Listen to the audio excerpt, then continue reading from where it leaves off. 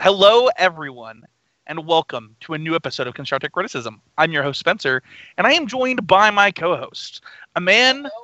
Oh, wow, that's playing, so hope everybody could hear that. A man who once took third at F&M, Mason Clark. You know, I take first a lot more, buddy, but I'll take it. I think that we need picks or it didn't happen. I'll go to my little DCI thingy, and I'll show you the little badge it gives you. They give you little, like, icon thingies. You know who Mason really is, though? He's the guy that has the wrong screen on us right now with the wrong logos. You know what really happened is those aren't there in, like, 2 seconds, and I forgot with the 3 people. There you go. It's all right. We need the 3 people set up. Yeah. We are joined, however, by Pro Tour competitor, GP Top 8 competitor, and Bronze Pro, Matthew the Mage Kling. Hey, how's it going, guys? Wait, Matt the Witch Kling? I don't even remember. Witch Kling, yeah. Well, there we go. Witch Kling. Witch Kling is you. Guys, I'm very excited to have Matt back. I hope I've expressed that. Matt will be returning to the podcast for good, which we're really excited about. We're turning this to kind of a 3-person format. So much so that we invited Mason on because, Michael couldn't make it. So with that being said, he got a haircut? No, you have to have that M quota. 2 M's per cast. Oh, okay. I thought you said he got a haircut. All right. No. Well, this podcast is starting off great, but it's going to get super great because we need to talk about the Pro Tour that Matt Kling attended and that was dominated by a certain 3-mana creature. Before we do that, though, we just want to remind you that if you want to pick up some awesome 3-mana creatures, you can do it at our sponsor, Oasis Games. You can check them out at mtgoasis.com and get 15% off of your first order by using the code CCMTG at checkout. And you can get 4% off of every order by using the code Would That Be Good. And yes, I'd just really like to say that I love those segues every week. Just great. Are they great?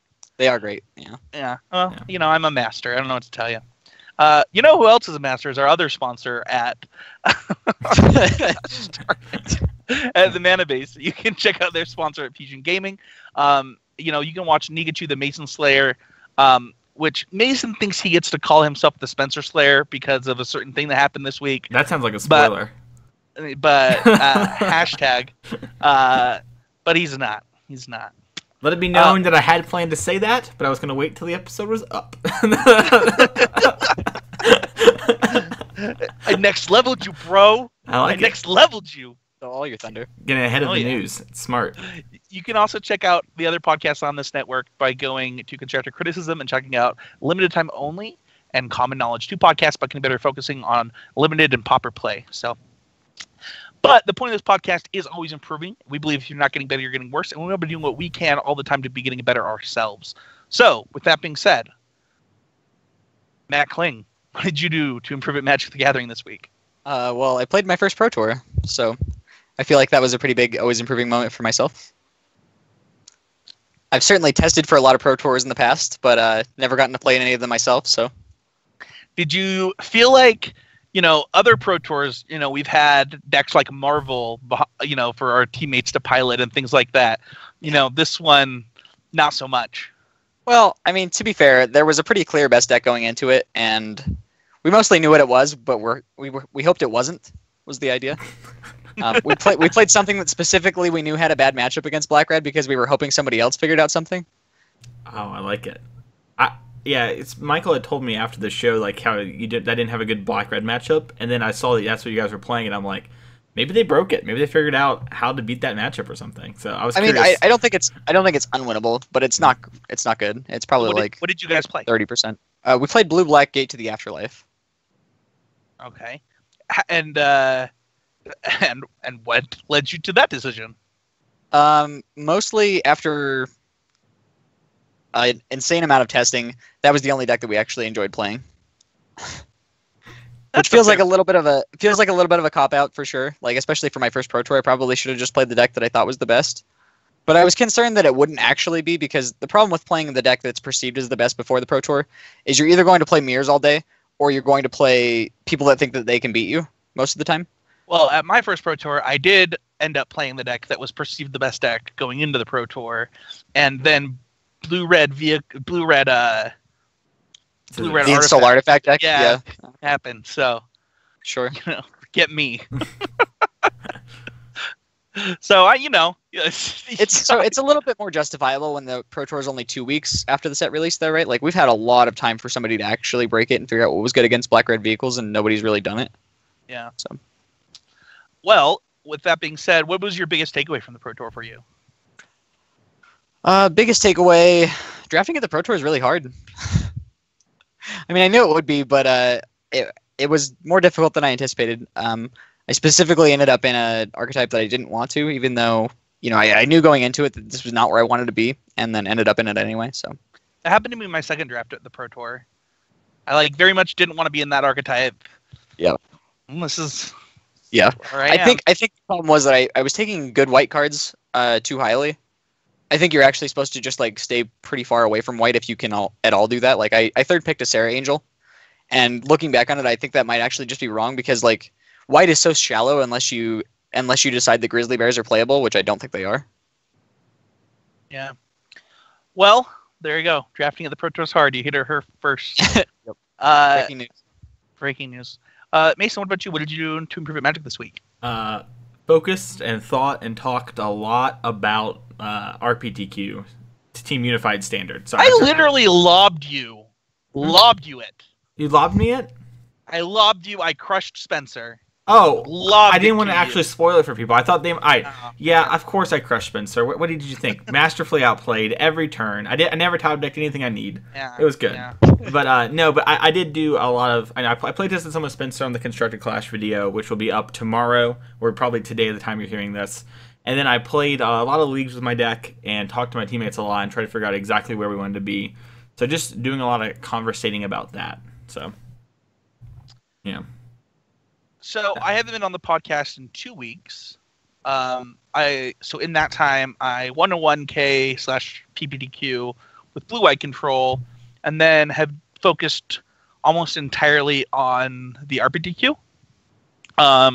Just to kind of get ideas going. I'm probably gonna have to switch to modern now, as GP Vegas is coming up, and I won't be playtesting at all. Before the week of, because I'll be in Las Vegas for the entire week. So, but I learned something pretty valuable last week, which is if you think something is good and that you can play it well at the PPTQ, I kind of wanted to put my money where my mouth was, where it was like, I think Blue White's really well positioned this week. I think that if you think that something's good and it can play like a top 3 deck and can play it well, you can win a PPTQ with it. And I've been telling people that while winning a lot of PPTQs with brews, if that makes sense. Like Snake, when Snake wasn't good, Jeskai control, Crater's Claw decks. Like, I don't know. But I did want to just I don't know. So what I'm saying makes sense? Yeah, Well, sort of. You kind of just learn to trust yourself in your metagame read. No, that's not what I'm saying. That's not what I'm saying. I would certainly say that you are handicapping yourself by playing something that's not one of the best decks. Right. What I'm saying is that too often people try and metagame when you can just play one of the best decks, play it well, and end up winning a lot of PPTQs. Definitely. I actually think there's almost no reason to metagame at PPTQ. Yeah. That's what I was actually saying, Nathan. Right. Okay. Well, yeah. I just misunderstood where you're going with that. Yeah. But I had a lot of fun playing Magic the last 2 weeks. And I'm really excited to start playing Modern. So, yeah. Let's go on to our Patreon shout-out. So this week we want to give a shout out to Tyler J, our newest patron. Thank you so much, Tyler. And we have a question from one of our patrons that says, been having a bunch of issues performing at tournaments lately. So I'll probably start with Standard. Been on Blue-White Control lately, and I feel like my 60... I feel good about my 60, but my sideboard can use some work. I found myself in win-ins the past 2 PPTQs, but just can't close out events. Losing to 1 to blue-back mid-range yesterday, then white, blue, God Pharaoh's Gift a week ago. I'm sorry, it's really hot in my basement for some reason, so I'm like... Yeah, it's really hot in my basement as well. It's probably just because it's 100 degrees today. Yeah. I'm not sure if I played poorly in either of these, or just drew well in, or they just drew well in both. But there's not really much to go off there. The main thing is that I'm kind of disappointed I'm not getting there.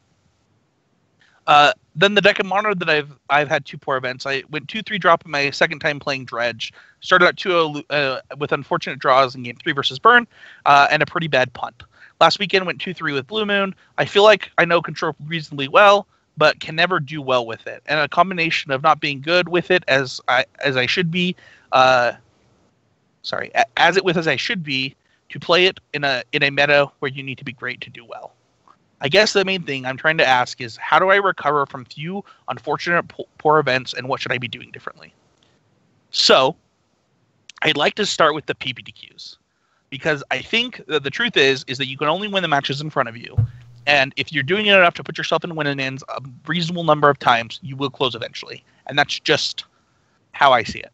Like, I remember, I think it was Michael's second episode on constructive criticism. He's like, if I get myself in a position to have a winning end, to put myself in the elimination rounds, it was probably a good enough tournament for me. And like, you can't think of not making top 8 as a failure, because that means that top 8 is a success, when the only real success to PPQ is winning. Well, that's certainly true. That's definitely what we're all there for, right? But it's hard to judge everything off just whether you won or lost, right? Because it is a numbers game. Like, you can't base so much off one match of Magic, right? Like, I think making it to the top 8 consistently is an accomplishment, because that means that you're consistently playing well. A lot of the top 8 matches are actually just, I wouldn't say variants, but certainly they're going to be good players in the top 8 of your PPTQ wherever you are. And I mean, losing some amount of the top 8 matches is not a big thing. Matt, why don't you talk about your losing streak that one season of PPTQ top 8s? Oh, I mean, I took 3 second places in a row, in addition to just top 8ing every single PPTQ the entire season, and didn't manage to qualify. Who were the 3 people you lost to? In the finals, I lost to Austin Geltz, rather. Yeah. Then Justin Sloan, and then Quentin Pierce. I remember beating you that day. Wait. No, you lost to me in the. I knew it was Spencer. I knew that's why. Not in that succession. Not in the succession of those 3, though. I don't think it was the same season. I've certainly lost to you in the finals of PPTQs before. I thought it was the same season, but the point that I was trying to make is, like, you're talking about players that, like, Justin Sloan probably has more PPTQ top 8s than, like, everybody else out here. No, they were all good Magic players. I don't think that. Yeah, and so like you said, putting all of your stock into, like, putting all your stock into any given match of Magic. So you're like, this person's narrowing down their focus into that winning end, right? And it's like, okay, but if you have winning ends against, you know, Michael Hinderrockers and you know, Matt Klings and, you know, these local grinders that top 8 all the time, like, what is your actual win percentage against these players realistically anyway? Right. And I wouldn't even say that it's not even just about that. Like, I mean, even if you're losing one against people that are worse than you, or that you think are worse than you, it's something that happens sometimes in Magic, right? Like, I think as long as you're being consistent and winning more than you're losing, that's mostly all we can hope for, right? I mean, the best players in the world have, like, what, 65, 67% win percentages? Right. Yeah, definitely. And it's also just kind of like, obviously your goal when you go there is to win, and we talked about that a lot. Like, the first place is the only thing that really matters. But also, at the end of the day, like, what almost matters even more in the big scheme of things is, like, are you playing well and focusing on playing good Magic in front of you? And so, absolutely. If you're playing well and your opponent, you know, they just drew another Glorybringer than you, or you didn't ever draw your 5th land, then as long as you did the right stuff to try and stay in the game, that's all you can do. So, yeah, I agree. I hope that's helpful. I know that it's not, like, exactly what you were looking for, but I think that putting yourself in a position to have win and ends in the long run is going to treat you really well. And yeah, but I would also say, don't just focus on those matches. Like, look at the matches that you won. Look at the matches, like, always look at what you can be doing to improve, not just in those short moments, right? Well, to answer your question more directly, as far as what you should be doing differently, honestly, based on the information we have here, there's nothing saying that you should be doing anything differently. Yeah. I mean, just because you didn't top 8 the PPTQ doesn't mean you did something wrong. Yeah. So. Happens to everyone. Yeah. I will say we'd love to see your deck list. You're saying you're unhappy with your sideboard. Shoot it over to me. I love blue-white control right now, so I'd be happy to look at it and give some feedback. So, speaking of decks that we give feedback to, if you're a patron of $5 or more, you get to be in our Constructed Critics group, and in that group we post Deck Doctor threads, which will let us talk about a deck that people post. We talk about what we love, what we would change, and where we think the deck stands today. And this is one that our listener Jeremiah won a Modern IQ with back in April, that he wants us to take a look at. And this is a deck that I've played a lot of. I don't know, have you played a lot of Affinity? Yeah, I've played quite a bit recently. I've probably played 100 matches with Affinity, which maybe sounds like a lot, but it's not a lot compared to the amount of matches I've played with basically every other deck. So this deck list is 3 Meta Knight, 4 Ornithopter, 4 Signal Pass, 4 Arcbound Ravager, 3 Steel Overseer, 4 Vault Scourge, 2 Edge Champion, 3 Master of Ethereum, 2 Galvanic Blast, 3 Thoughtcast, 4 Mox Opal, 3 Springleaf Drum, 4 Cranial Plating, 17 lands, playing 2 basics, being 1 Island and 1 Mountain. He does have a 1-2 split on Glimmervoid and Spire of Industry, and then a sideboard of 1 Biforce, 1 Grafdigger's Cage, 1 Stubborn Denial. This is like every single Affinity sideboard. It's just all one-ofs. 1 Thoughtseize, 1 Ancient Grudge, 1 Spellskite, 1 Whipflare, 3 Blood Moon, 1 Dismember, 1 Edge Champion, 2 Gearport Ether Grid, and 1 Wear Tear. I would like to point out that even though it looks like a bunch of one-offs, it's not actually, right? Because there are multiple cards that serve the same purpose. Yes. That are just slightly better at doing one thing than another. I meant for reading purposes. Right, yeah. So let's start with the main deck. So this is actually, I think, 3 or 4 cards different from the deck that I typically play. And I love my deck list. But I love this most of what's going on here too. I think that one of the things about Affinity that's really important is understanding why you have cards in the numbers that you have them. Because your flex slots are really, really important in metagaming because you have so many spots that basically have to stay the same. So if you want to play 3 Thoughtcast, I think the main thing is you just have to know why you want to play Thoughtcast. So yeah, I'm curious. What do you feel like is the metagame where you want Thoughtcast? So I have 1 in my deck list, specifically because Jund was on an uptick, and I think that that's important. So you feel like Thoughtcast is better in those matchups than just say the 3rd and 4th Edge Champion? Well, I don't like 4 Edge Champion in the main. Right, but I'm saying if those are the matchups you're trying to metagame against, wouldn't it just be better to go up to 4 Edge Champions?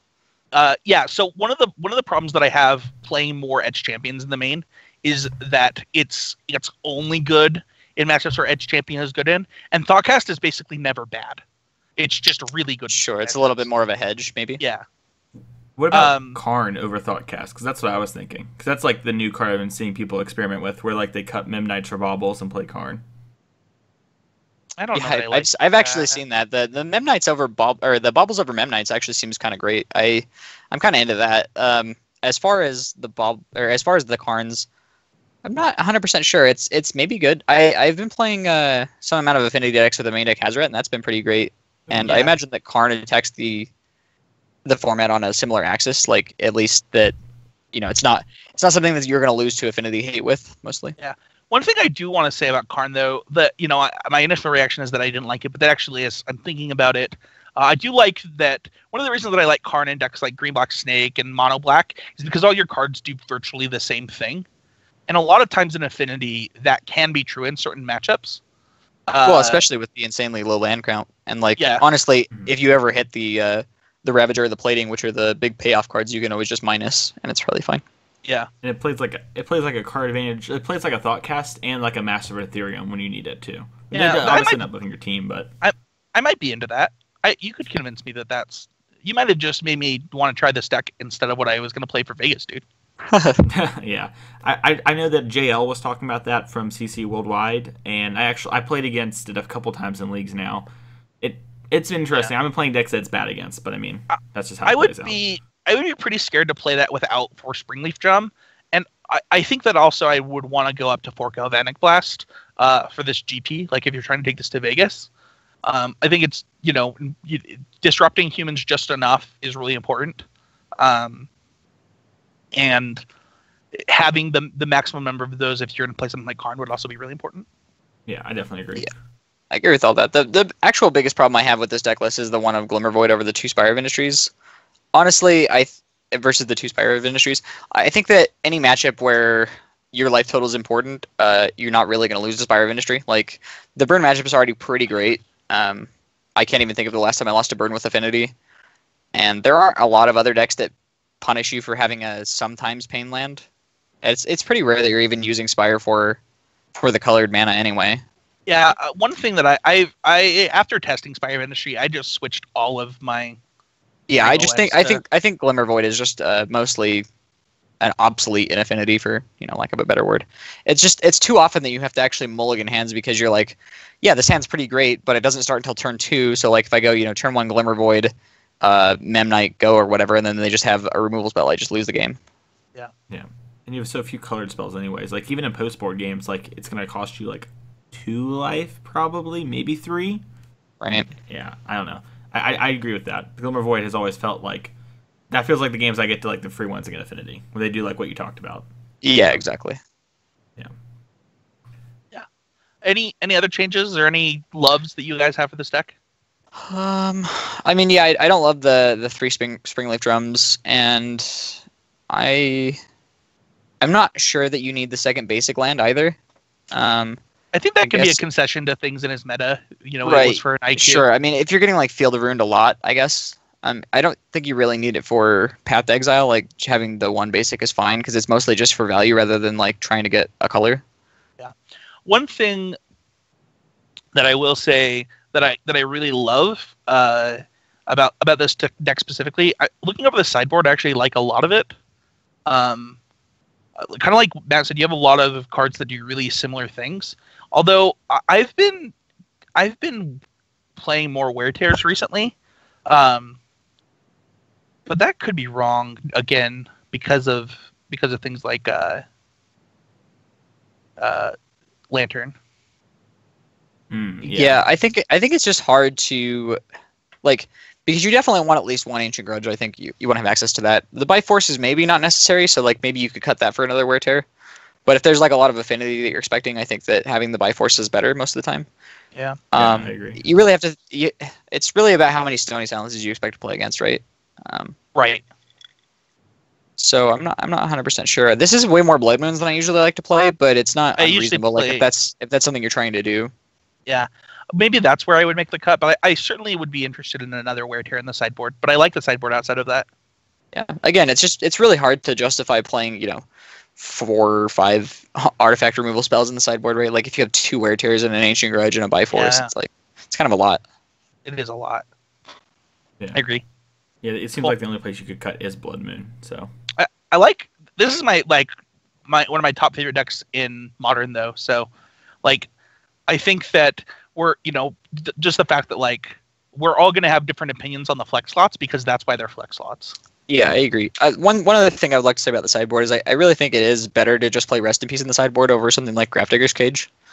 You don't really have a good reason to make it a colorless artifact. I mean, the fact that it costs 1 mana is pretty good, but Rest in Peace just does so much more of what you want it to do in the matchups where you need that kind of thing. Like, if you play Grafdigger's Cage against Hollow One, for instance, they're not really going to care that much. They're going to have Ancient Grudges anyway if they ever need it, and like Grafdigger's Cage just doesn't turn off Gurmag Angler or Tasigur or anything like that. Whereas actual Rest in Peace is just going to it's going to make it really hard for the Hollow One player to catch up.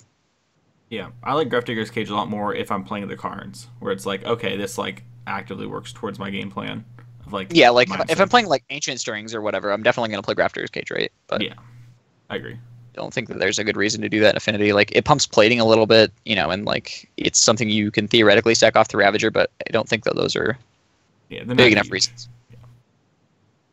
All right, I like it. Good old Affinity. All right. Let's talk about the card of the week. So we are going to add this card of the week to last month's bundle. And we're going to, just because, it was the Pro Tour and, this is exciting. Because we're going to talk about Goblin Chain Whirler. Big surprise. I was hoping you would say, like, Magma Spray. Then, like, we killed all the Scroungers at the PT. Just, like, no sell the Goblin Chain Whirler. All right. That card's a lot better, I guess. Yeah. Yeah, it is. So, Matt, Matt Kling, I'll let you go. What makes this card of the week? Well, Goblin Chain Whirler is just exactly what you need in so many different matchups. Honestly, it's become a lot worse now because it exists, which is kind of awkward. It's so good that people just stop playing the things that are bad against it because you just can't justify playing things like, Glint Sleeve Siphoner and Champion of Wits and anything else like that. Llanowar Elves to a certain extent. Like, certainly if you're on the draw, Llanowar Elves looks ridiculous against Goblin Chain Whirler. But honestly, that's not even the card. That's not even the part of the card that I think is kind of over the top. I think the fact that it's also a 3/3 first strike, in addition to just being great against all these things. I also feel like it's the first strike. Yeah. Like I've been playing mono red in my MTG Arena dailies, and like the fact that that card has first strike, just like it's basically reads unblockable. Like it doesn't actually it's read really over the top. Especially in a deck that's playing so many removal spells, right? Because you're like, I'm going to try to run the sketchy double block and then just lose the game if he has, one of the 9 spells or whatever that kill my guy. It's so ridiculous. Yeah. So like I had a game against Merfolk where I like attacked and the guy like tanked for 2 minutes, and he like does the triple block, and I'm like, hey, good talk, bro. Yep. Like blow and you out. More than even just the fact that it's unblockable, it like plays defense so well too, which is something these red decks usually struggle with.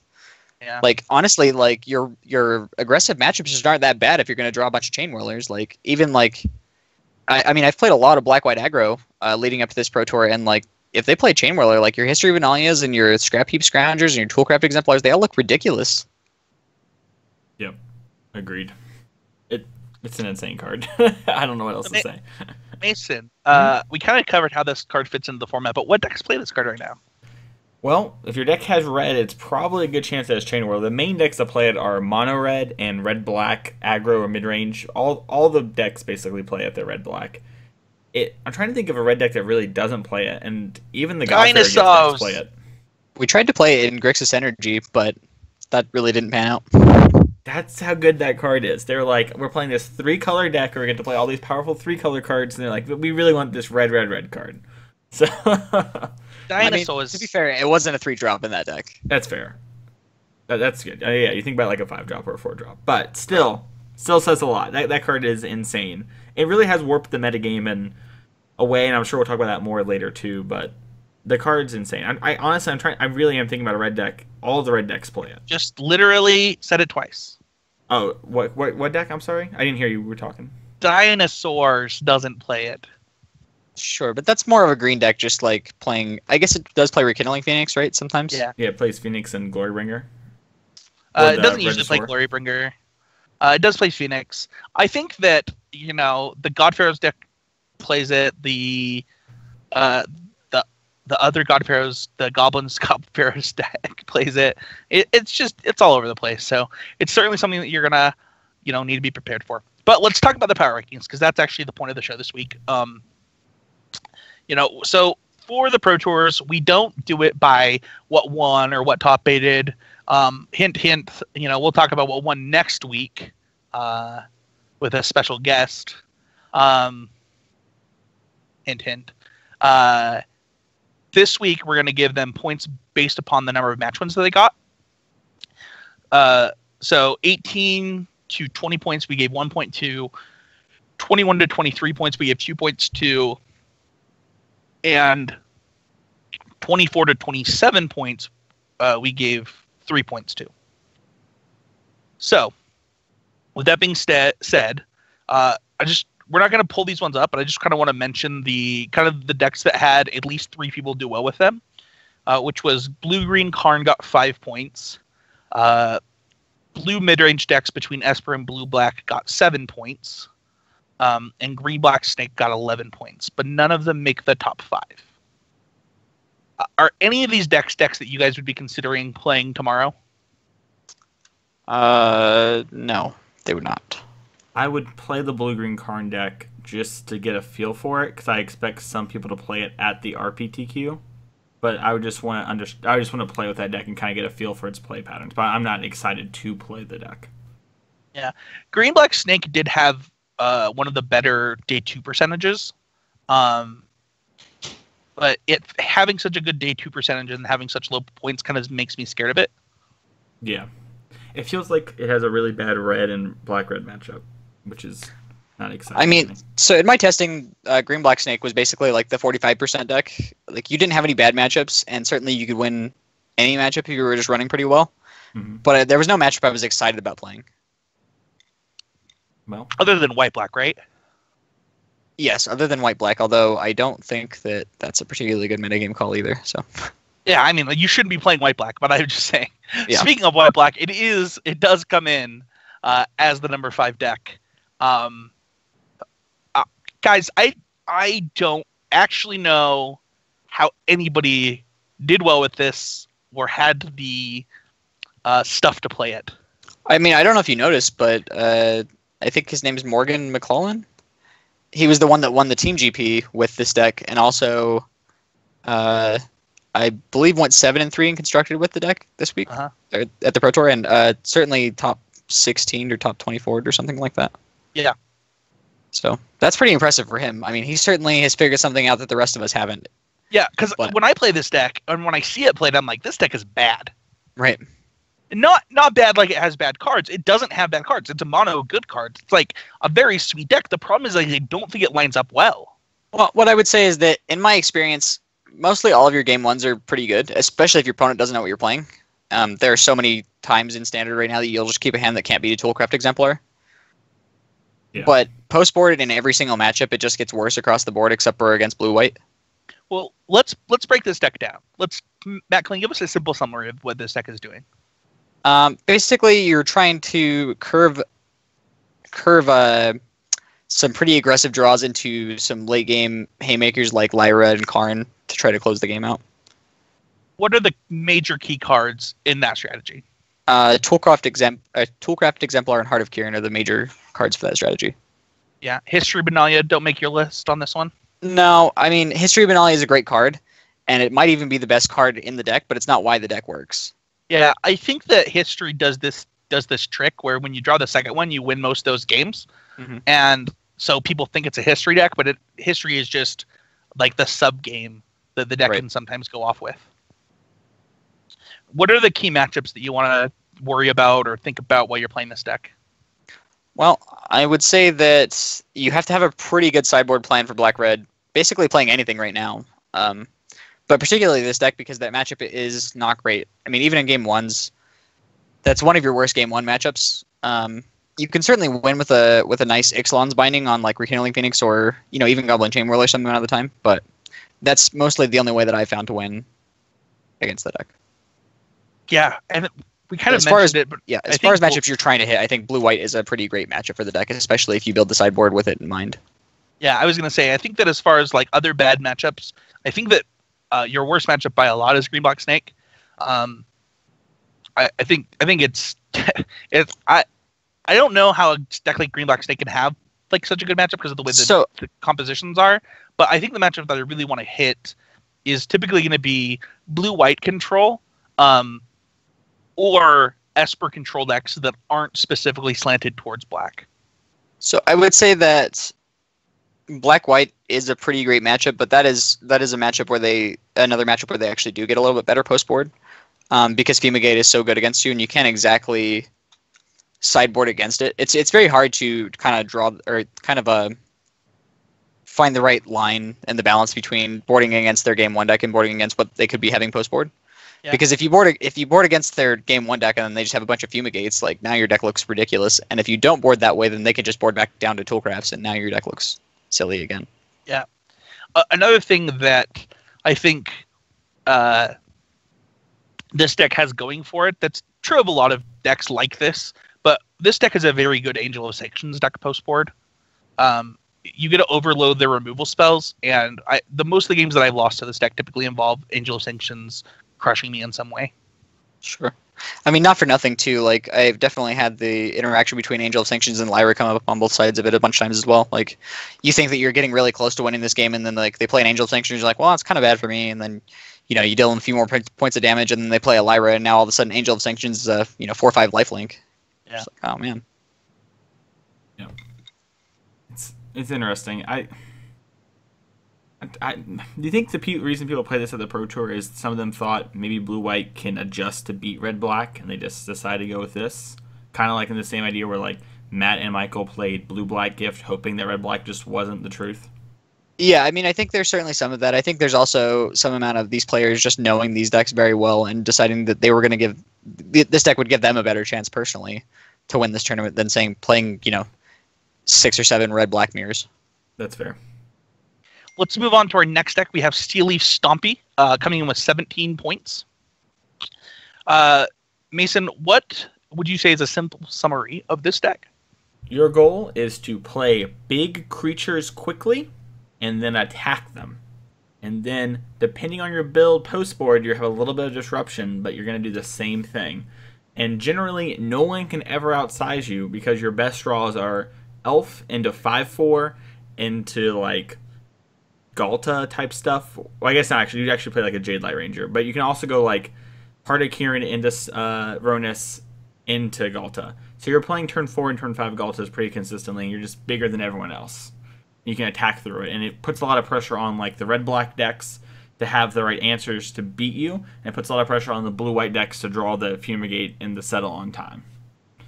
I would say that this is a deck we definitely underestimated going into the PT. We just really didn't appreciate how much you need to interact with this deck in order to be able to conceivably win. Mm-hmm. Like, honestly, this matchup was like almost 100-0 against us playing the blue-black 8 deck because we just didn't have any interaction in the main deck. So if they played Atlanta Worlds, mostly just lost the game. That makes a lot of sense. Have you seen the blue deck? I assume you have, like the blue version compared to the black version. The blue version is on screen, by the way. Yes. The blue version being the Merchant Dockhand. Oh, you're just talking about the one that's splashing blue? Yeah, just splashing blue. So they're just playing Commit and Negate. Because I was talking to Michael before the PT, he was talking about how he really liked the black version because you get to play Heart of Kirin and Scrap Heap Scrounger, and that gives you like extra. Like the Scrounger is the main thing, right? Because now you got another thing to crew your heart. Right. I was wondering if maybe post PT you adapt because I know a lot of people who really love these Stompy decks and they like to debate and talk about which version's the best version. Right. I've heard some debate about this, and I don't think that. I mean, Commit is really nice against things like Rekindling Phoenix and Glorybringer. But it's certainly not the spell I'm looking for against any kind of control deck, or even the mirror, really. I mean, it's nice if you can get a Galta with it, but it's going to be often too slow and clunky. Mm-hmm. Whereas I think Heart of Kirin is just going to be pretty great all the time. So I would probably at least start with that version unless I had some better reason to switch to blue. All right, that makes a lot of sense. Spencer, where are you on the old blue versus black here? I put the blue one on screen because it's the one that I kind of wanted to talk about a little bit. Mm-hmm. I think that I'm a little surprised to hear Matt's take on this because I've actually tried this deck quite a bit, as I think that it's like the only deck that Atlanta Worlds is currently good in Standard. And I haven't really found very many good matchups with this deck. So I'm not even saying that this deck is good or that you have a lot of good matchups. That's certainly not what I was implying. What I'm saying is that your opponent's deck actually needs to interact with you. It's definitely 100% on them to react to you rather than you having to do anything. If they're trying to play a game where they're just trying to do their own thing and build up their stuff, they're just going to lose 100% of the time. Okay. Interesting. Mm-hmm. Yeah. I don't know, this deck, it surprises me every time like I play against it. Well, not every time, but because there are the games where like I just play and I kill their stuff and they get stuck with like a Galta in hand, or they don't curve out, they don't have too many lands, like the stuff you expect from beatdown deck. But the games where it has like a pretty like above average to average draw, it does play out very well, especially if you don't interact on the curve. Like you can't race this deck. You basically have to answer one of the big spells, like a Steel Leaf Champion or a Territorial Allosaur if they're playing that card or whatever. Right. I don't think it's very hard to break up the synergies because, like you said, they do run a bunch of Galtas, and like it's pretty easy to break up that with just removal spells that you're already looking to play most of the time. And it does often come down to the fact that they just get stuck with a bunch of Galtas in their hand because they're uncastable when they don't have any creatures in play. Yeah, definitely. But you definitely still have to have, a removal spell, and it probably has to be better than Fatal Push most of the time unless you have it on turn 1 to kill the Land Worlds. Yeah, I agree. It feels like you have to have like an Unlicensed type card. Like that's what's up from my side. Yeah, exactly. Like even playing mono black, where you play lots of removal, it's surprisingly hard. Especially because like if they have the Blossoming Defense, you're taking that turn off of curving, and they might have. Those are actually the games that I usually win. Are the games where I have Blossoming Defense. Yeah. Yep. Yeah, it feels like your win rate correlates a lot to that. Especially if they're trying to cast for Eska's Contempt, it's usually a game over. Oh yeah. Yeah. I mean, it's not that surprising, right? Like, if you get to dispel a Vraska's Contempt, it's usually pretty good. So, I do want to talk about I think that while we can have that debate, I do kind of want to talk about a simple summary in the key cards, just like we did with the other deck. So I think the simple summary of this is like, you very much are an aggressive beatdown deck in the form of like big beaters, right? So you want to play your Llanowar Elves into your 3-drops like Rodus and Steel Leaf Champion, Thrashing Brontodon. And then, you want to finish the game by kind of closing the door with things like Territorialosaurus or Galta or Verdus Gearhulk. So it's a overwhelm them in a different kind of way than other aggressive decks, which we kind of haven't seen for a while outside of like maybe monster strategies. But I think that the Stompy decks do it in a different way than the monsters decks do. Yeah, they're not necessarily playing difficult to deal with threats. They're just playing a lot of them, and they all can solo you. Exactly. So with that being said, I think that Matt Kling's point might be like the one to talk about. It's that there's not really key matchups with this deck as much as there is like your decisions and how you sequence versus the type of decks you're playing against are probably what's going to matter more than the overall matchup. So be cognizant of that. Yeah. Let's go on to the next deck we have, which is Mono Red Aggro. This deck came in with 37 points. Not to be confused with other decks that have red cards in them. This is, in fact, separate. With that being said, Matt Kling, why don't you give us a simple summary of a Mono Red Aggro? Mono Red Aggro deck is basically like a Sly deck from the days of old. You play a bunch of really cheap creatures, and you're just trying to count down the points of life from your opponent. Usually you're trying to get on the board fast. You're mostly going to get on the board faster than any other deck, so the goal is to get them at a low enough life total that it makes their good blocks awkward. Yeah, is there any advantage to playing Mono Red, in your opinion? Certainly Hazard is the advantage. Well, you can play Hazard in both decks, right? It's the mana, maybe. Not exactly. I mean, you certainly can play Hazoret in red-black, but it's not the same. Your Hazarets are much better in mono-red because your curve isn't ridiculous. Yeah, you get to play 4 in mono red. That's like, is that what you meant, Matt? Is that you get to like yes, max yeah, out? absolutely. You get to play 4, and honestly, like the Hazarets in red-black are often not even real creatures. Like, I mean, they're creatures that hopefully Lightning Rod of Vraska's Contempt, but honestly, you can't even attack with them about 20% of the time, I would say. I think that one of the key cards that I look at when I'm playing mono red right now, Fight with Fire in the sideboard is the first one that I want to highlight. I think this is pretty big technology for this deck. They were playing like Puncturing Blow last season, and Fight with Fire being 3 mana is like big game. To be fair, I think that if it weren't for Lyra getting printed, you would probably still see those same people playing Puncturing Blow if that was the kind of effect they wanted, because it kills the Scarab God. Well, that was the reason to play Puncturing Blow before, right? Like Fight with Fire will never do that. Well, you would bring it in against dinosaurs and monsters back then too, which this card will fill the same role on those slots. Sure.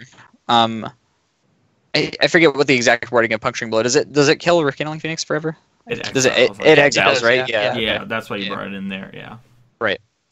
So that would certainly not be as good against Rekindling Phoenix as well. Although costing 3 mana, like you said, is very important. And obviously, the biggest thing is that it has a kicker spell, or a kicker cost rather, that makes it quite good against blue-white on both modes.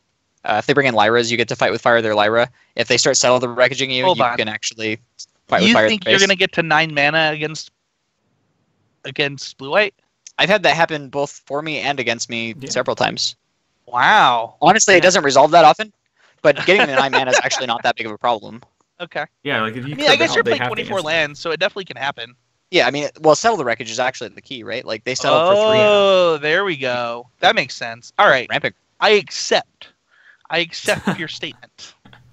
I would actually say that Mono Red Aggro was probably the deck of the tournament this weekend. I saw multiple people doing very well with that deck, and obviously the overall winner at the PT. And I think that based on the points, it was a much higher win percentage than Red Black probably, because it wasn't nearly as much of the metagame as Red Black was. Yeah, that's probably true because of that. Do you think it has a pretty good Red Black matchup? What do you think about that?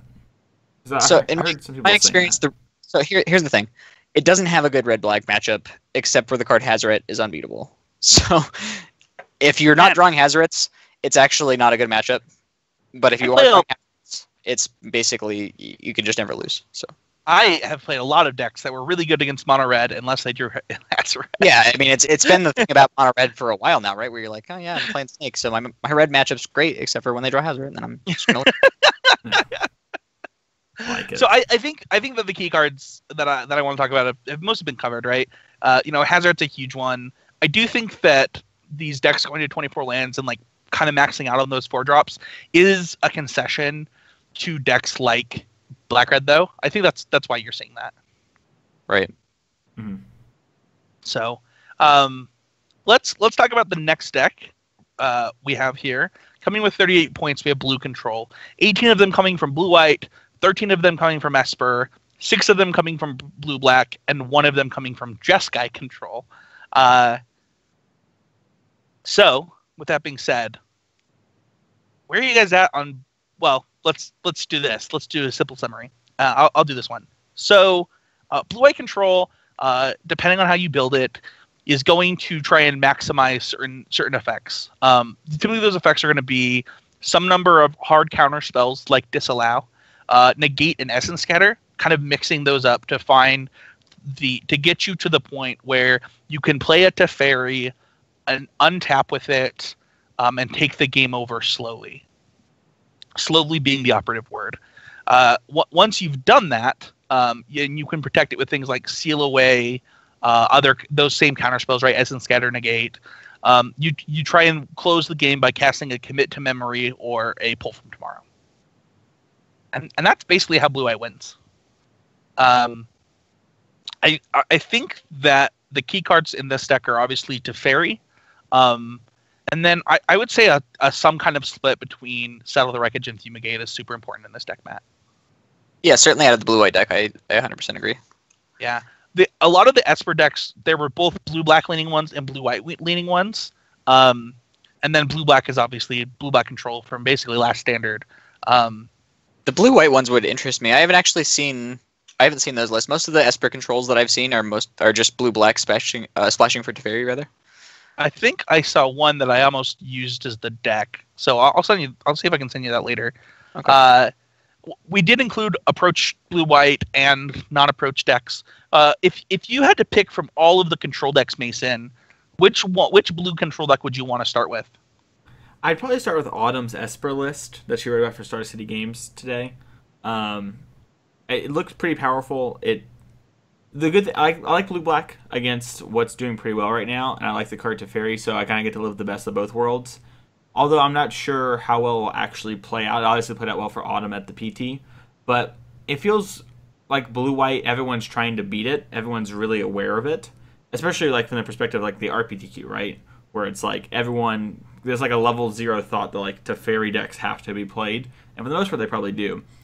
So I would try maybe Sun out after that, just because it can actually win sort of quickly. But the Sun has that classic problem of like, even if you win game 1, game 2, and 3 is so drastically in the other side's favor. So I'd probably start with Esper and then move to Sun if I didn't like Esper. What about you, Spencer? I am going to be the Teferi seat at our RPTQ. Mm-hmm. And I can almost guarantee you that Approach of the Second Sun will be in my deck. Yeah. So it's interesting. I was actually thinking while we were at the Pro Tour that Approach the Second Sun was a very good metagame call, but I think that deck has a lot of fundamental problems that just make it kind of bad. I mean, and I've had this thought a lot because Blue-White Approach is often a good metagame call, but Yes. fundamentally the deck just isn't very good. Like you're just trying to resolve a 7-mana sorcery that doesn't do anything the first time you cast it.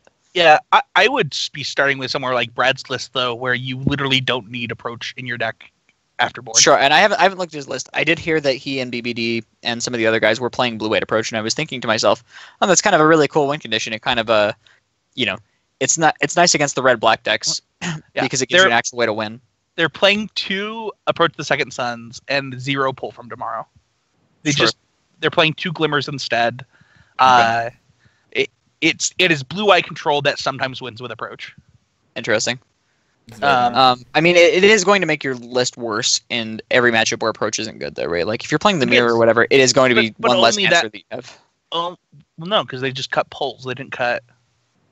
Well, pull is something that's way more important than approach seconds on that, right? Like, Well, sure. Anyway, my point is that the reason that this is where I'm starting is simply because the matchups where approach is good are just as polarizing as the matchups where they're bad, right? yeah, definitely. Decks that can't beat approach of the second sun just aren't beating it. That's not happening. Right. Yeah, if you play against like the Stompy deck or whatever, it's like pretty great to have an approach second sun in your deck. And because of that, and because like 1/3 of the decks or more are always going to have a bad approach matchup, I'm very willing to play 2 in my main deck and make that sacrifice in the mirror. Interesting. So I really like the Esper decks. I mean, I would really like them a lot if I felt like the mana could realistically support disallow contempt and settle the wreckage, but that's just not a real thing that people can do. Like, I've certainly played against that deck before, but I just don't think you're consistently going to get there on that. Somebody did a deck tech where they basically just were splat like they didn't play contempt. They played cast out, and they just played cast down, fatal push, Scarab God as their black splash. I am just now starting to wonder though if it's actually not disallow that should be the one on the chopping block in this whole double spell thing. Like, I wonder if we couldn't just play like a Settle the Wreckage Vraska's Contempt deck that's just playing like Essence Scatters and Negates and Syncopates or whatever, instead of trying to get double blue. Yeah. That's interesting. It's an interesting thought. But as far as where I would start, I would definitely start on the Esper Teferi decks. I think that blue-black control, like Mason said, it's really good in the metagame right now. The problem with blue-white is that you're really exploitable by cards like Duress. Like, if your opponent casts a Duress on turn 5, oftentimes you just lose the game through no fault of your own.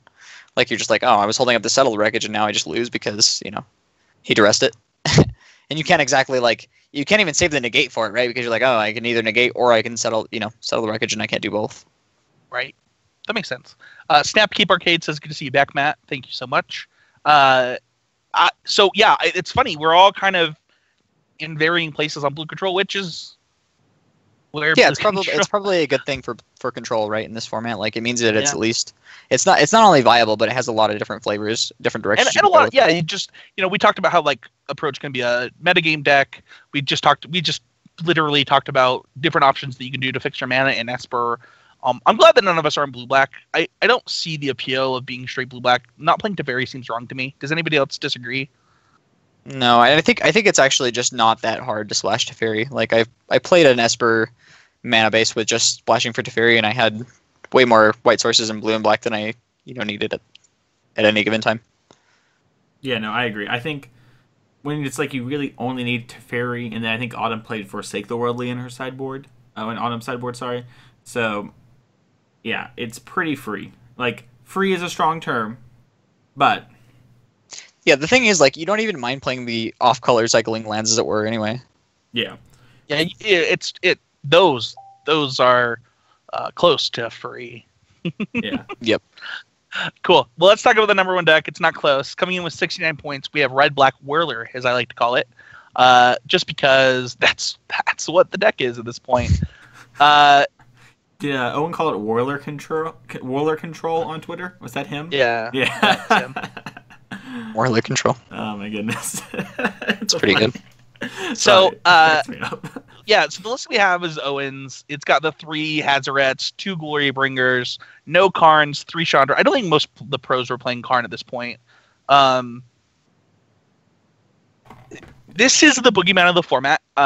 People don't like that boogeymans exist. Let's give a simple summary and talk about key cards, and then Matt Kling can go off. Oh man, I want to talk about Jin's deck again, but yeah, I'll do the simple summary for the deck. You curve out on your opponents, and you try and go 1-drop, 2-drop, 3-drop, use a removal spell, then play a Hazoret, Glorybringer, or a Phoenix, and you kind of take over the game from there. The deck's a mid-range deck, sometimes an aggro deck sometimes, so when you're starting to play against it, it's hard to know which way they're slanting in their deck. We've seen people play curves with like Bomat Courier or Shikar Kinra, like Corey Bymaster. We've also seen people play Vraska Contempt in the main deck. So the deck is extremely flexible. It can adjust to anything it's playing against, and post-board, it can answer any deck that it can't beat game one.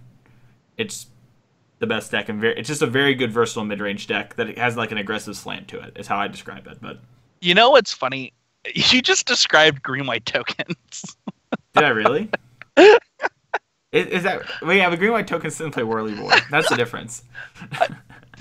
When he was talking, did it not sound like he was talking about green-white tokens, Matt? I mean, certainly a little bit, and I mean, for what it's worth, green-white tokens was like oppressive in its format, and for a lot of the same reasons. No, why, he might have literally just swayed my opinion. Oh my goodness. I thought you guys were talking about the tokens deck in Standard now. No, I was not so current. confused. I was like, that deck plays Sacred Cat. I don't understand what I do wrong. No. Literally, Okay, yeah. as you were talking, It does remind me of that deck. Yeah. I was having flashbacks to getting Dromoka's commanded and wanting to flip the table.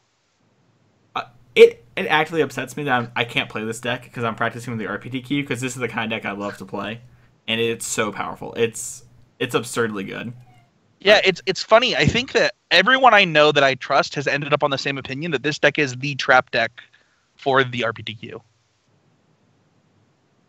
What? Okay, I guess we kind of switched conversation there. So you mean like basically like this is a conversation I want to have too, because it's one of the decks that we are considering over red, because you can play other stuff and you don't lose too much. But why is it such a trap?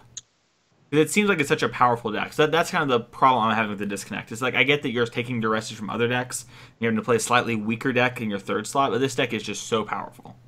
I would say Duress and Heart of Kieran and Goblin Chain Whirler is just a lot of the most powerful cards in the format to put in one deck.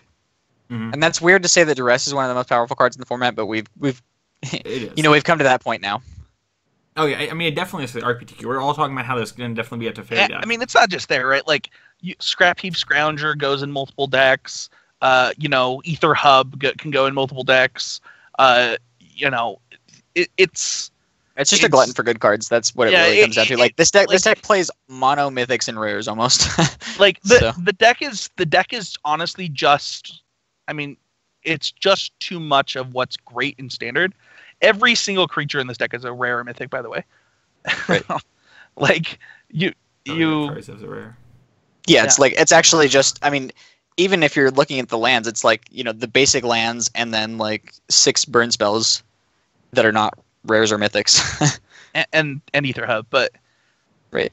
It's I think that it's a trap. I think that you do not lose enough by switching to mono red to play this. That being said, this is the best deck in Standard by a pretty significant margin. Yeah, if I'm playing an individual event right now, I'm playing black red. Although, to be fair, I would say I'm actually a little bit. I mean, I'm a little bit surprised that we actually chose Owen's deck to feature as the red black deck, as it were. So this deck is actually just mono red mostly. I mean, it's playing 2 unlicensed in the main, but honestly, I mean, even the way it plays, right, aside from the 3 Heart of Kieran's, is just like a mono red deck. Like he's playing Carries Evs and Bomat Couriers and 3 Hazarets. We should talk about like Matt Severa's deck list as the featured deck. Yeah, honestly, I would like a red black deck that felt a little bit more like red black. This deck is like Is there a red black deck that did well that was not just unlicensed in the main and Scrap Heap Scrounger activations? What's Severa playing? Matt Severa was only playing the Scrap Heap Scroungers and the unlicensed. No, I think that's fine. What I'm saying is I consider a red black deck more like a Recanaling Phoenix deck rather than a Hazoret deck. Oh, okay, yeah, that's true. Matt Severa was playing the 2. I think that Danny Anderson was the next best. He was playing 3 Phoenix, 2 Hazoret. Was Severa playing any Hazarets in his deck? I haven't looked at his list yet. Matt Severa was playing 0 Hazarets in his 75. Okay. So, I think that's also an important topic for this deck, right? Is like how, like when we say it's good cards deck, Owen literally wasn't even playing the card that Matt attributes with this deck in his main deck. Like that's how good and full of good cards this deck is. Sure, but again, I would consider this mostly mono red, which I think was like an insane metagame call for that tournament. But I would not play this list in an open metagame. I would probably play it going forward because I would expect a lot of the pseudo mirror and other mono red decks. But Where do you think you can gain the biggest edge in the mirror, Matt Kling? main deck Heartless Pillage. No, it's probably just I was probably like, The all right. the do podcast tell. listeners did not get the full viewing experience on that one. Yeah, that was. I was like, all right, sell me on it. Jobs me. no. It's probably the biggest way to get an edge in the mirror is probably just playing the 25th land for sure, which seems like something everybody's gotten up to now. And I mean, like, I think Owen's list is pretty great in the mirror. Like, the Hazarets over Rekindling Phoenix is probably better. I don't think the extra Chandras are very good in the mirror, but the Bomat Couriers are pretty good, although it looks tough to crew your Heart of Kieran's in this deck. Did you guys know that there were 6-7-1 decks at the PTQ this weekend that were red black? I did not know that. No. That's so many. Yeah, the deck's so good. That's the thing I don't. All right, I'm still stuck on the RPTQ thing. I was going to talk to you guys after the show, but let's talk on the show. The RPTQ for some people is this weekend. Let's have the conversation. I'm not convinced that green black is actually that much like worth it to actually have as a deck. Like, I think I like green black snake. I think it's a pretty good deck, but I think it's pretty medium, like we talked about. Like, it's 45% against the field. I don't think it's good against red black, and I think red black's a trap. And I think if red black is a trap, I expect a lot of people to fall for it because I'm willing to fall for it right now. And I think it's not good against blue white, and I expect those two decks to be there. So I'm super confused. Like, maybe you don't have to tell me what the third deck is, but am I like way off base there? Like, because I know like the default lineup, if you go red, is like you get green black snake.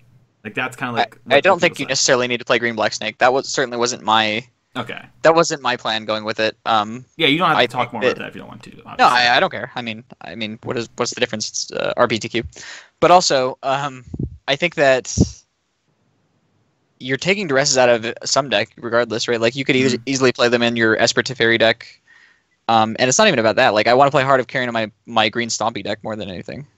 Oh, so you want to play green Stompy. I suppose if you wanted to go with the green deck splashing blue for Commit to Memory, does that deck still play Heart of Kieran? It does not. At least the version we had on screen earlier, I did not think had Heart of Kieran. Interesting. It does have negate in the board, but you could obviously do other stuff there. So right. Yeah. I find it hard to believe that you're going to be able to hold negate often enough to make it matter, except for against specifically Fumigate. Yeah, I think that's the only place you really want it, right? Right. The best finishing Stilly Stompy deck at the Pro Tour had 3 Heart of Kieran's in it. Was it playing blue or black? The blue version is what I meant. Oh, okay. Sure. So maybe the list we did had on screen. All right. Well, I mean, that card is really good, so I'm not surprised there. Yeah. I don't know. I just don't. Here's the thing, man. What are you getting out of black? It is a card suck, right? The problem isn't it's that much better. We all know it's that much better. Yeah. But the question is, how much are you hurting your other 2 decks? Well, I think it's really how much you're hurting the third deck, right? Because the Teferi deck, unless you do Esper, overlaps very little. Right, but you have the whole. You're putting 3 70 card decks on the table. Mm-hmm. They all have to be. They can't share any cards, right? Yeah. So if one deck is monopolizing a huge percentage of those cards, it does hurt the other decks in some way. Mm-hmm. Like, unless you're going straight blue-white here and then straight mono-green here, but you're hurting yourself by going straight mono-green. You might be hurting yourself by going straight blue-white. You know, in this, Chris really wants to play mono black. He really likes the deck. He wants to play it at the RPTQ. There are lots of decks that use the cards in this deck, right? Rekindling Phoenix could be used across green-red monsters. It could be used across green-red dinosaurs, as that default green deck that nobody's talking about that could be a really good option for this tournament, right? We're talking about how good Rekindling Phoenix is, and if you take Rekindling Phoenix outside of those decks, you can't use them. It's actually an interesting thought for what it's worth. Like, if you played like some kind of a green-red Rekindling Phoenix deck, that would actually give you a lot of game versus your mono-red matchups. Right. And then the mono-red deck doesn't actually need to play it. I'm now just giving up. I'm just giving away all the things that me and my team are talking about. But like, you are Thanks, Mason. Well, I said you'd have to talk about it. You could have just deferred. It's fine. Yeah. I should give it to the podcast listeners. I'm gonna say. I mean, like, I think, like, currently we're gonna play red black, a Teferi Sun deck probably, or a Teferi deck, and then we're gonna play mono black. Yeah, we're playing BAM. Almost 100%. Okay. Yeah. Yeah. So. And then mono black, but I don't need. I don't know. I haven't felt like I need the rest. Are you guys so 100% on Bant approach? That seems really surprising to me. Well, it's Bant or blue white, but leaning Bant. We're just having issues winning with Bant. Like, if I picked our decks tomorrow... with blue white, I misspoke, sorry. Okay. No, it's fine. Sure. Yeah. If I picked our decks tomorrow, it would be Bant approach, mono red, and then whatever Chris wanted to play. So, Chris currently wants to either play mono black or blue black mid range. I would talk about the ledge if I could. But, like, I don't know. I think that red black is a trap. I think that, like, there are very good lineups, right? Like, I think green red dinosaurs or green red... actually, I think Green Red Dinosaurs is specifically good because it lets you sideboard Glorybringer in mono red, which is really powerful. Although the thing you have to worry about there is Abrades. So there's all kinds of stuff, man. Like, yeah, there's a little bit of overlap in a lot of things. That's why I think that honestly, I just think that playing mono red, green black Stompy, and whatever kind of Teferi deck you want. It actually doesn't really matter. You can play any Teferi deck with that lineup, and it's just going to be great. Yeah. So I guess right. I just the green black Stompy part. That, I mean, it's on me. I understand what you guys are saying. I get it. I just think that's better now. I think it's enough better than Snake or just random rogue deck. Yeah. Because those are really your options, right? Like you're either going to play red black and a kind of bad Snake list, or you're going to play red black and some rogue deck and then a Teferi deck. Yeah. Yeah. The green black ramp decks also did pretty well at the Pro Tour. I didn't include that on the honorable mentions for some reason. They also had 3 decks that did well. What did? Green black ramp. Okay. Green black Hour of Promise. Sure. Yeah. Some kind of desert deck. Yeah. Yeah. Yep. For the same reasons that a lot of Karn decks do well, right? It's like all my cards do the same thing. That makes Karn a lot better. So on and so forth. For what it's worth, I think that the worst matchups that I played against playing black-red specifically were against a lot of the green-black control decks, for lack of a better term. Yeah. Like decks that were playing a bunch of Planeswalkers and ramp spells in whatever form. Like sometimes it was Servant of the Conduit, sometimes it was Hour of Promise, but either way they would play Karns, Contempts, like I said, like 4 main deck Eldritch Reborns. Spicy. All right, yeah, that's it for the training rounds this week. That's the Pro Tour. That's the metagame breakdown. Those are the decks that did well. You even got a little bit of Spencer going off about... His teammates are going to kill him now. They don't care. Maybe they care. I don't know. Besides, yours is so far away you might change too. Mine is this weekend. You have 2 weeks, buddy. Yeah, I know. That's why I'm not worried about it. Isn't that 3 weeks from now? Oh, I don't know when Spencer's is. It might is be 3 weeks. It's okay. 3 weeks from now. Oh, yeah. You're going to be with me in 2 weeks, Mason. I'm so excited for Vegas. You got to finally prove to me that you're not Austin Geltz. You didn't even notice earlier when Matt mentioned how Austin beat him, and I said, I remember beating you that day. Just because I don't laugh at your bad jokes doesn't mean I don't hear them. Now I got That's like it makes I don't laugh at D- jokes, Mason Clark. It doesn't happen. Oh, now Mason Clark. Whenever it fits your message. I understand how it is. Learning from the president, I see. Well, let's move on. You can't say that on the podcast. I didn't say anything. Keep going. Don't forget to check out the Patreon, patreon.com/ccmtg. If you become a Patreon, you can help fund me giving out Magic cards. We're currently $2 off of our goal. It changes every day. We're averaging about $400 per month. That's the goal, to give out magical cards on Card of the Week. We go between 400 and 500 every month for the last 3 months. So check it out, patreon.com/ccmtg. Help us hit our next goal. Super excited to have Matt here. I also gave everybody on the podcast, we're getting rid of the paying them with the Patreon money, and they're already getting paid. So love you guys. Happy to have you all. And much love. Much love. Where to find us? So you can find me on Twitter, SpencerH. You can find Matt at The Witch King. You can find Mason at Mason E. Clark.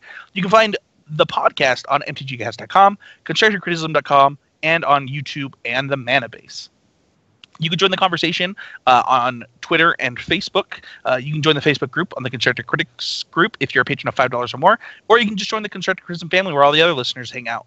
You can join the Discord that's been a little bit quiet lately, so I'll be trying to make that more active again. You can join the clan by messaging me at Spencer13Dev or Quentin at Earthstripe, that's URTHSTYRPE on the MTGO. Or you can tweet us with hashtag Would That Be Good. Hashtag Would That Be Good is our Twitter outreach program. If you tweet it, Mason will read it. First up, we have Spencer Howland tweeting, "Lock it in, Bronzepo the Witchling," never heard of him, "will be returning as a permanent co-host for CCMTG. Hashtag Would That Be Good."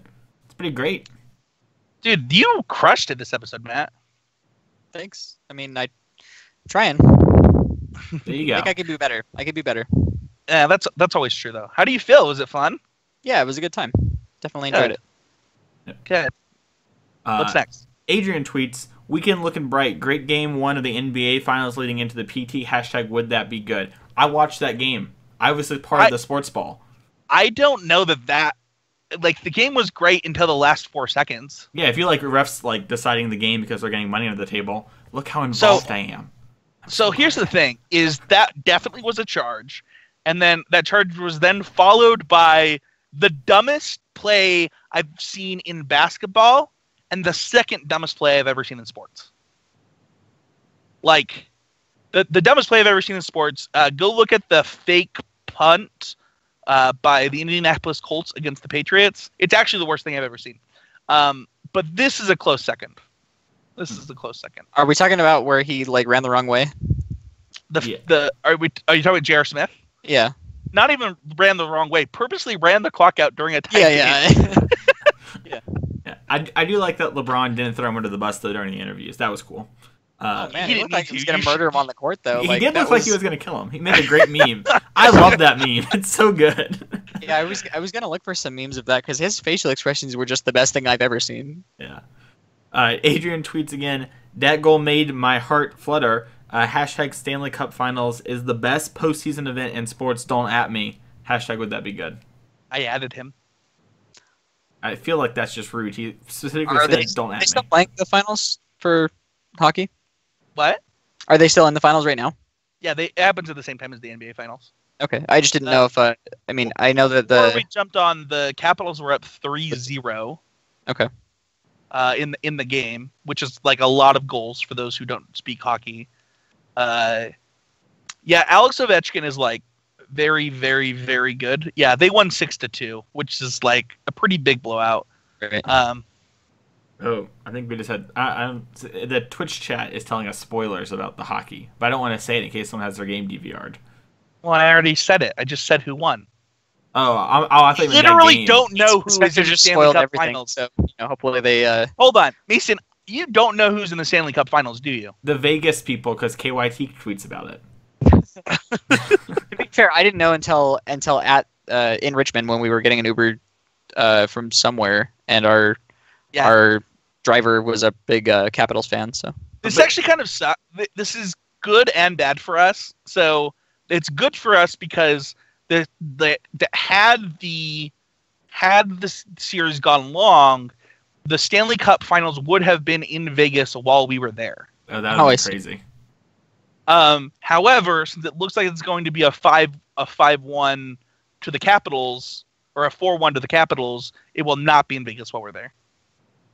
Gotcha. Well, I'm gonna let it be known that it's not 4-1 yet, right? They're up 3-1 right now. Yeah. Okay. Nashville goes crazy for the Predators, but as soon as they're out, we all stop talking about hockey. So I only know it as long as the Predators are involved. I like that you said, like, you attacked me about hocky like a week ago. Yeah, I did. And you literally don't know the name of the Vegas team. Yeah, but I know the Predators. I had to show pride for one sport. I've chosen the Predators. It's such a cool mascot. Look at the Titans. It's the letter T with some flames. Terrible. The Predators is like a skull. That thing's awesome. Go Predators. Woo! All right. Adam Spain tweets, "Looks like my podcast episodes in the aftermath of PT are going to be the toxicity of ban culture. Hashtag Would That Be Good." So I don't know if that's his podcast feed or his podcast personally. I didn't know that if the Adam had a podcast. If he does, I think it looks like I think it's homewardpath.blogspot.com. Check it out. Oh, that would be yeah. That makes sense with this Twitter handle now. It all comes together. Sorry, Adam. I just figured it out too. But I hope that people respect the fact that we didn't talk about band culture or participate in it. The Wyatt Darby fan club, hashtag would that be good, that is all. Fun fact, you want to listen to next week's episode if you're a part of the Wyatt Darby fan club. Oh, I get it. Jason Murphy tweeted, voting Republican. No. Okay. I realized as I was saying it. I realized. We're not reading I this on the podcast. honestly didn't even read it. I realized as I was saying it. Adrian tweets, the Warriors tonight reminded me of the way Wyatt Darby got through the top 8. Hashtag splash. Hashtag get the job done. Hashtag would that be good? You know, here's the thing about the Warriors. Is if Green was not on that team, I would root for them so hard. They're so fun to watch. There's like, you want to root for Durant. He's like a good guy. You want to root for Steph. You want to root for the whole thing. It's like a feel good story. And then you watch Green be a jerk, and you just hate him. So I actually agree with everything you just said, and I basically never watched basketball, but I watched the first game of the finals this year, and I was just like, man, this is the worst person I've ever seen in any sport ever. And I liked the Warriors before that, and now I'm like definitely a Cavs fan for this series. For the Cavs because he's so ridiculous. It sucks. It sucks. Don't you dare compare Wyatt to the freaking Cavs that have Green on them. No, honestly, shout out to Wyatt. Shout out to all of our listeners. Matt Kling, what did you learn this week? Well, I would say the biggest thing I learned was I should trust my instincts more when metagaming for a PT and don't just assume that because it's a pro tour that other people are going to have better information than what I have. I'm usually pretty good at knowing what a metagame is going to be and like figuring out what the best deck to play at a given tournament is, and just don't sell myself short in that respect. I'm not gonna lie, I didn't know that my bath tweet did not have hashtag would that be good on it. I'll have to fix that for next time. Okay, well, let's say it. Spencer now officially, anytime he's in a bath, or it might even expand to showers at this point. Who knows? He sends me a picture and then says something like, "Getting ready for tonight's episode," or "How you doing, bud?" or "Did you see the newest episode of 13 Reasons Why?" or blah blah blah. So it's kind of official. What kind of a thing? Hashtag Devonair. What did you learn this week, Mason? I got to get your guys' insight on, a better understanding of your insight behind the Red Black the Trap thing. That was pretty helpful. And I just got to hear both y'all's opinions and thoughts about the metagame at large. And I find that certainly really helpful with me going forward. And just, it's good to get other people's views, especially people that I like trust and get to actually communicate back to. So I just learned a lot today. Just a lot about the metagame as a whole. I learned that if you post the same meme twice, people will call you out on it. That's true. That's funny.